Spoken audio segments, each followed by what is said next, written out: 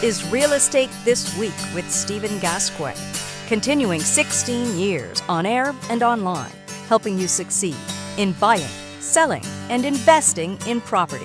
The best real estate strategies out there just for you. Welcome to Real Estate This Week. Hi again, I'm Stephen Gasque, and I'm delighted you're with us as we examine making your home as energy efficient as possible, so you stop wasting energy and start saving money on your utility bills. How's that sound? Fact is, it's easier than you think if you just know where to look and what to do. And today's expert knows all about it.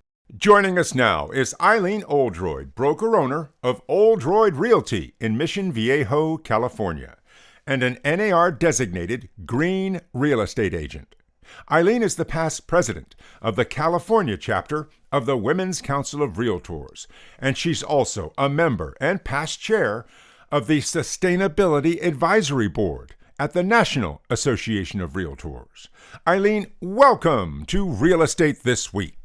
Yay, Stephen G. It is so good to be back. Green Eileen. It's been way too long. Yes, it has. And so first question, how's business in Mission Viejo, California?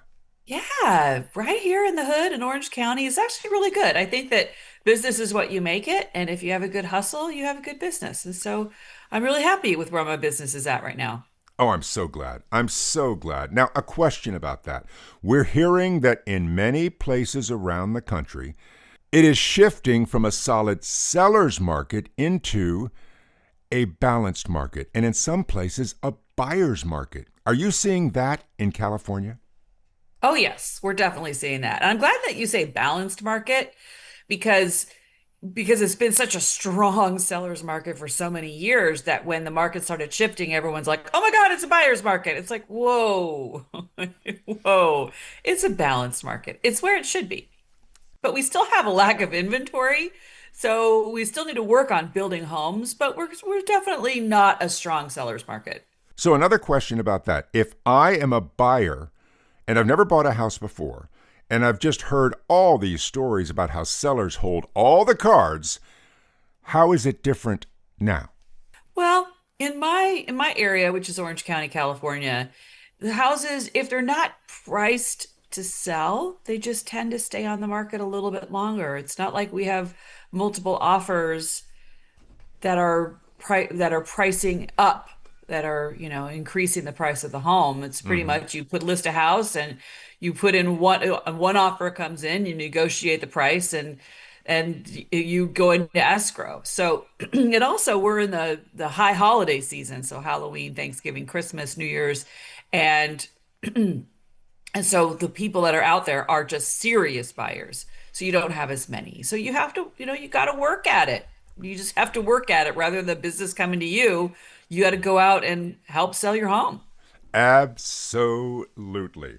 And so in much of the country, the winter is coming, as they used to say on that very famous TV show. Yes. And a question about that. I know that it's better or easier, perhaps, to build a very sustainable home with energy efficiency involved in every decision. But what if you don't have a house like that? What if you have an existing home?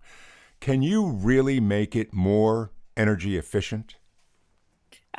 Absolutely. Absolutely. So I teach the green designation, and this is what we talk about is homes. 70% of our stock is our existing home sales that are built before 2000, before the turn of the century. Sounds so dramatic. The turn of the century.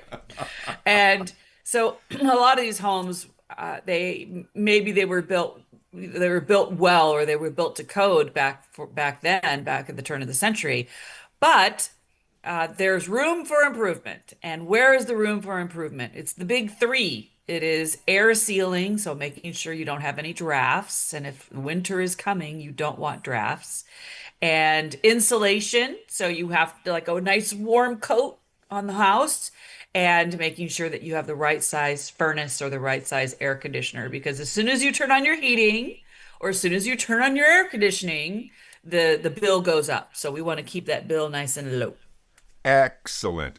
And so let's say I do have an older home, like built in the 70s or the 80s, and all the prior owners, well, they didn't really care about super energy efficiency. What would be a good first move for me? First move. Everything happens in the attic. It's happening if you have a nice, well-sealed, insulated attic. That's where I would do my investigations.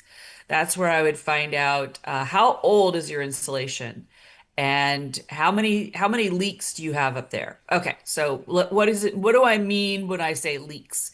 Is it how many holes do you have up there that your heating is escaping from? So in the wintertime, heat goes out of your home. So the cool comes in. So the leaks to me means cold air coming into my house. And so the cold air comes into my house and it pushes all that heat out. So it means that I'm pushing money out the window or I'm pushing money out of the leaks.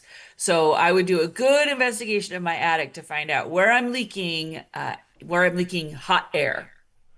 And how do you find that out? Can a consumer go up to their own attic and figure that out, or do you need a pro? Yeah, you could do probably a combination of both, to be honest with you. So the first thing I would do in the wintertime is where are the cold spots in my home? Pretty much where am I feeling a draft? And trying to find the source of that draft. An easy way to do it is actually incense, believe it or not. So if you are a struggling hippie like me, you have incense. I say recovering hippie. Then you probably have incense in your home. So what you do is you light some incense. Make sure it's one that you like the smell of. And if the smoke goes up in a straight line, or to those wispy, they go up, up, up, you're good. So it means that you're not in a room that's drafty. But if you see that the smoke incense is going in a particular direction, left or right, that means that you've got a draft somewhere in your home. So you follow it to the source of that draft. And what are you going to find? You might find a window. You might find a window that isn't insulated properly. Maybe the weather stripping has deteriorated. And so that you know that you need to weather strip that window or maybe do some spray foam. You may also find a leak in between your chimney and maybe the subfloor, and that needs to be sealed up with some flashing, with some fire retardant flashing. You have to make sure that you're using the right solution for whatever source that you have the leak, and that those are things you could do on your own. But if you really want to find out what's happening in your attic or in your house, you definitely need to hire an energy auditor. Those are the pros that'll tell you exactly what's going on with your house. And what's really cool about it is they give you a priority list. So let's say this is where the best money's spent at fixing your home and making sure that it's nice and insulated and air sealed. That is a great idea, because I know that many people will go up into their attic and look around, maybe have a flashlight, and they'll say, oh, it looks fine to me. But an energy auditor looks much deeper than that, and they can actually tell you if warm air is pouring out of that space. Exactly. They have tools. So they have diagnostic tools, just like when you go to the doctor and you say something's wrong with me, and they'll say, let's find out. And so they take your blood pressure, they listen to your lungs, maybe they'll do some other testing. And that's what a home energy auditor does, is they have the diagnostic equipment to find out exactly what's happening to your house. One thing they have is a infrared camera, so they can see if there's insulation missing or insulation that may have degraded over time in between your walls. And they have something that's called a blower door test, which will find out how much air is leaking through your home. It's fascinating. Fascinating. You could always YouTube it. You could always YouTube it and say, home energy auditor, what do they do? And then you'll find out exactly what they do. It's fascinating. And I've heard that a lot of utilities either give you a deal or do it for free. Stephen G., that is brilliant, because that was the next thing I was going to say, is that is the first place you should go when it comes to looking for home energy auditors, go to your utility website. It is more than just where you pay your bill and change your address. They have a great deal of information. And because of government subsidies, sometimes you can find them at no cost or at low cost. I believe that there might be a $150 discount, which leads to the next question. How much does it cost?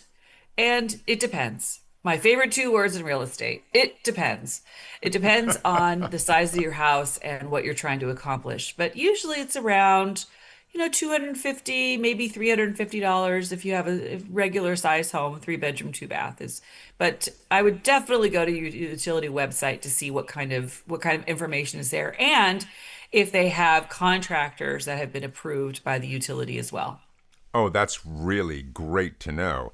And now, a question about something that I can do while I'm waiting for the energy audit.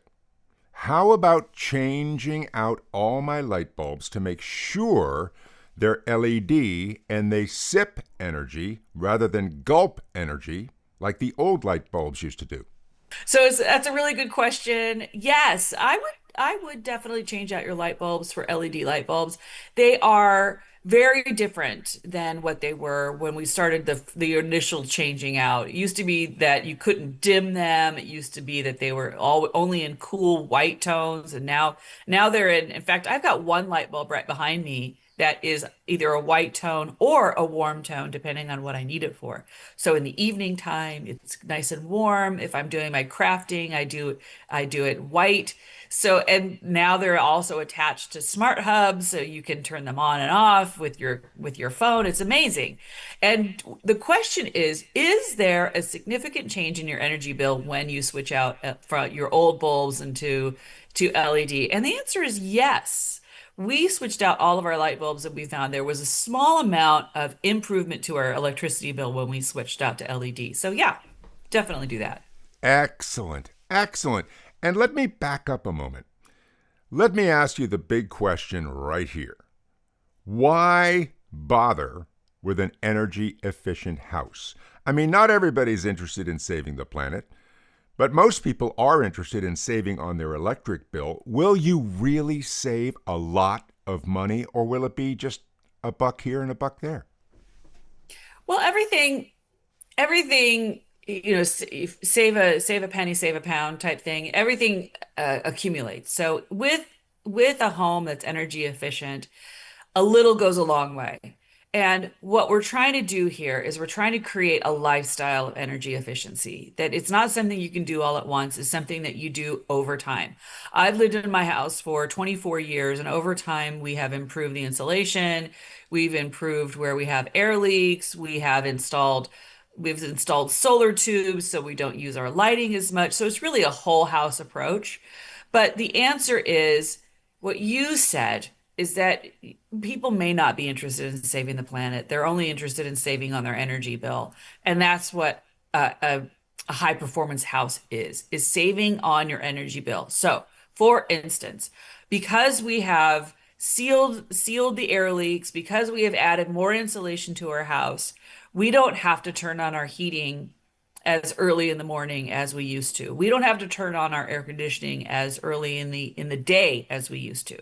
So it has changed how much we pay on our energy bill. So we pay it's a small house. We have about 1,200 square feet. Small house, 3 bedroom, 2 bath, 1 story. Our energy bills are about less than 200 every month. And our goal is so we don't have to turn on our heat. Our goal is so we don't have to turn on our air conditioning, because as soon as you turn those on, you're paying money. And we don't want to pay money. Okay, so that's your electricity, but what about your heating? If you use, say, propane or oil or natural gas, what would be a strategy for saving on your heating costs? Yeah. The strategy is the same. You don't want those air leaks. You don't, it's like, I look at it like when I wake up in the morning, I know that it's in the wintertime. I know it's going to be a little cold. So the question I ask myself, do I need my bedroom heated or do I need my whole house heated? That's my first question. My question is, I don't need my whole house heated in the morning. I just need my bedroom to get up, get started, to actually get me out of bed because I have a really cozy bed. I love my bed. And so I have to get out. And so if I just heat my bedroom, all right, if I just heat my bedroom, I'm good. And I get dressed and I start my day, I get my hot cup of tea. I'm not a coffee drinker, I'm a tea drinker. Once again, struggling hippie. And so I just want my room heated. So what do I have? I have a infrared heater in my bedroom, one of those fireplace things that looks like a fake fireplace. It's actually quite Nice. attractive. You could change it from purple to green, high tech. So that's a one way to zone that room. I don't need to heat my whole house. That costs me money. So I want to heat my room. Okay. The next thing is that other ways you could insulate your home to keep it nice and warm and toasty inside, because the goal is not to turn on your heater. In other words, when you have a high performance home or a home that's very energy efficient, you are in control of the temperature inside your house versus the house being in control. That's where you want to flip it. You want to flip it to where it's nicely insulated, you don't have a lot of drafts, so that you are in control of how comfortable your house is. Which leads me to, what do you want? If you want an energy efficient home, if you want a high performance home, what does that mean? In the wintertime, it means you have a comfortable home. It means that the temperatures aren't fluctuating back, cold to turn on the heat, cold to turn on the heat. So it's a nice, comfortable home. The home is my castle. That's really what you want. That's the goal. Excellent. Excellent. Let me ask you if I could do a lightning round with you. Ooh, I love lightning rounds. Okay. Talking about things that a homeowner could or could not do around their very own house to save money on utilities. Beginning with one of the most popular things we've all heard about, smart thermostats. Yay or nay? Yes. I give smart thermostats a thumbs up if you use it properly. You need to know how to use it. So watch your University of YouTube video on your smart thermostat and make sure that you are using it to its capacity. That's my answer about smart thermostats. Use it wisely. Okay, how about this? Using ceiling fans. Yes, I believe in ceiling fans. Just remember, ceiling fans don't cool the room, they move air. So they make you feel cooler because of the perspiration that's on your skin. Yes. Also, they move air in the wintertime too. They can move heat down. So I'm a big fan of ceiling fans. Huge. Excellent. And what about the old-fashioned technique of opening the drapes in the morning and letting the sun pour in to warm the house, and then later in the day, closing the drapes to keep that warmth in? Yes. Oh my gosh. Yes, absolutely. So part of having a high performance home is energy conservation, and having drapes is conserving. So that's a good one actually. And get the right kind of drapes. You get those blackout drapes. They do add a little extra layer of insulation when you have them closed in the wintertime. And perhaps the most old-fashioned and traditional way of staying warm as we approach the winter. Just putting on a sweater. Heck yeah. That's what I'm talking about. Like that's what I'm talking about. Rather than turning on the heat, put on a sweater, put on a scarf in your home. Do I wear a scarf and a sweater in my own home and I live in Southern California? Yeah, absolutely. I don't want to turn on my heat. Let me ask you about something we hear a lot about everywhere in America, and that is putting solar panels on your roof. So you return electricity to the utility and get a credit for that, and your energy bill can drop way low. How about that? Well, that you're talking about net metering, and that really depends on the size system that you have. So solar is not energy conservation. It's not energy efficiency. Solar is actually energy production. So if you're producing electricity on your roof, then of course your electricity bill is going to go down. But no, solar isn't for everybody. I think that we're taught that it's for everybody because the solar people are everywhere. And you just need to know that solar isn't necessarily for everyone. You really need to do your research, whether you want to lease solar, whether you want to purchase solar. But you don't want to put solar on your home if you haven't made your home energy efficient already, because that's actually a waste of money and you're not going to get a great return on your investment. And not all solar panels are made the same. So we have a little quote in the green space. We call it reduce before you produce. So reduce the amount of energy that you need by making your home more energy efficient before you put solar on your home. And just know that it's a very only 6% only 6% of people in America really actually want to have solar on their home. So it's just not a great return on your investment. So I would concentrate on the big three. I would concentrate on making sure your home is not leaking, so you don't have any drafts in your home, making sure you have the right type of insulation, concentrate on your attic, and making sure you're right sizing your appliances. So once you have your home all nice and insulated and air sealed, you may not need as big of a furnace, or you may not need as big as an air conditioner because they cost money. So that's what I would concentrate on.